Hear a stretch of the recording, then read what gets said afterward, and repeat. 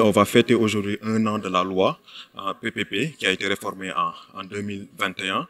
Aujourd'hui, après ces 1 an-là, il y a un certain nombre de bilans qu'on a eu à réaliser. Voilà, ces bilans-là, on a eu à travailler avec les autorités centrales. Il y a un portefeuille de projets de 75, plus de 70 projets qui ont été identifiés. Ces projets-là, il y en a 15 où on travaille avec eux sur la préparation. Voilà. Et aujourd'hui, comme la loi PPP a acté que collectivités territoriales sont des autorités contractantes, on l'approche de faire la vulgarisation, faire connaître quelles sont les innovations de cette loi et quelles sont les opportunités qu'offre la nouvelle loi à ces autorités contractantes-là. Voilà l'objet aujourd'hui de cette campagne et surtout de cet atelier qu'on mène à Sali aujourd'hui pour le pôle ouest. Voilà, il faut retenir aujourd'hui juste qu'il y a 5 innovations au niveau de la loi. Je voudrais juste en citer les 3. Il y a aujourd'hui l'unification du cadre. Avant, il y avait 2 cadres. Le cadre des marchés publics, avec dans ce cadre-là les délégations de services publics. Il y avait les contrats de partenariat avec la loi de 2014. On a unifié ces 2 cadres-là pour simplifier aujourd'hui la machine, pour simplifier le processus de structuration des PPP. Deuxième innovation, on a rationalisé les institutionnels, les organes qui intervenaient dans le dispositif de contrôle. Il y en avait 6, aujourd'hui il n'y en a que 4, avec dans le dispositif une unité nationale d'appui au PPP qui a été mise en place avec en plus même une unité dédiée aux collectivités territoriales avec de l'expertise pour pouvoir structurer ces projets PPP-là. Troisième, et qui est en lien aujourd'hui surtout avec l'activité qu'on mène, il y a un certain nombre d'outils qui sont mis en place. Et parmi ces outils, par rapport aux collectivités, il y a ce qu'on appelle l'accord programme. On sait qu'on est dans un échelon où c'est des projets de petite taille. Voilà, il faudra, et sur les PPP, il y a un coût.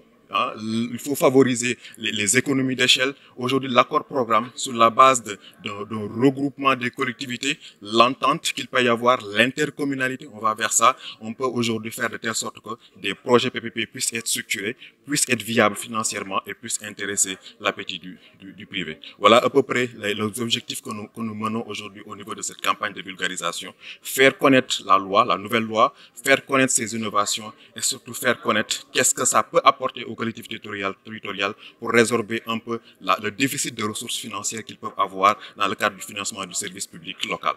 Aujourd'hui, sur l'initiative d'abord de faire la vulgarisation, l'objectif, comme on l'a dit tout à l'heure, c'est que cette nouvelle loi et ses innovations soient bien capitalisées. Maintenant, ce qui va suivre, c'est le plus important, et c'est d'identifier les projets avec eux. Il y a une approche qu'on va partager tout à l'heure pour cette phase d'identification, et surtout, comme on a dit, faire de sorte que les projets soient d'une taille assez critique pour pouvoir structurer ou bien les rendre viables ou les rendre appétissants par rapport au secteur privé. Aujourd'hui, c'est l'enjeu, les défis qu'il y aura après avec ces collectivités, c'est de pouvoir faire ce travail-là de constitution du portefeuille de projet, comme on a eu à le faire avec les autorités centrales.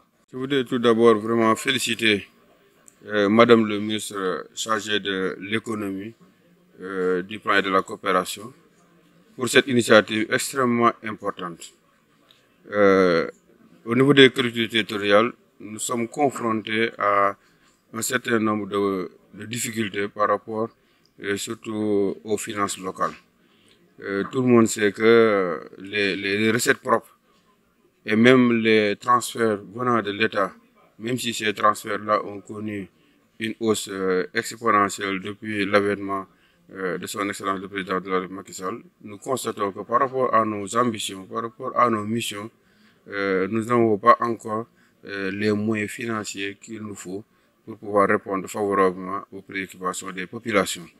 Donc, la loi portant sur le partenariat public-privé vient à point nommé, et il est heureux que le ministre et ses collaborateurs puissent initier cette initiative de sensibilisation, de communication et d'imprégnation sur le dispositif institutionnel du partenariat public-privé, ce qui nous permettra, nous autres élus locaux, de pouvoir nous imprégner de ce dispositif, pouvoir l'utiliser, pouvoir l'user pour le bénéfice des populations. Nous avons de grandes ambitions pour nos territoires. Nous n'avons pas souvent les moyens de réaliser ces ambitions.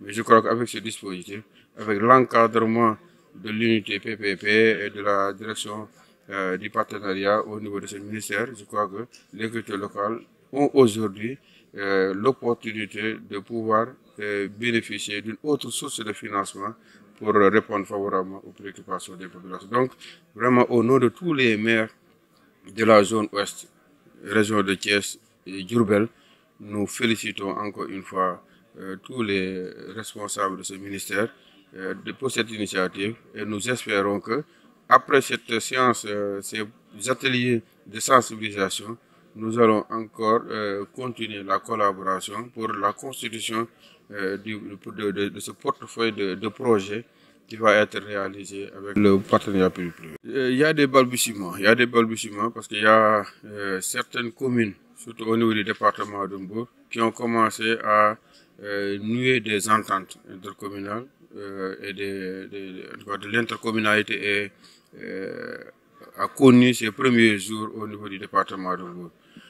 Ce n'est pas encore au point, mais il va falloir que les différents maires, les différents responsables de ces collectivités territoriales puissent encore travailler la main dans la main pour constituer des ententes intercommunales qui nous permettront de pouvoir embrasser beaucoup plus de financement, de pouvoir également élargir les périmètres de réalisation de ces projets et de pouvoir également mieux être à même de bénéficier de ce dispositif institutionnel PPP qui se trouve être une opportunité extrêmement importante. On a déjà commencé à le faire. Des contacts ont été déjà effectués pour les maires limitrophes, pour les maires également avec qui nous partageons certaines préoccupations, par exemple le ramassage et la gestion des ordures. Donc, on va poursuivre dans ce sens-là et surtout avec cette opportunité du partenariat public-privé, on va essayer de voir comment accélérer ce processus pour que, en plus de pouvoir bénéficier de cette opportunité en tant que commune de Mbour, nous allons également pouvoir bénéficier de ce dispositif en tant que membre d'une intercommunalité ou bien d'une entente intercommunale.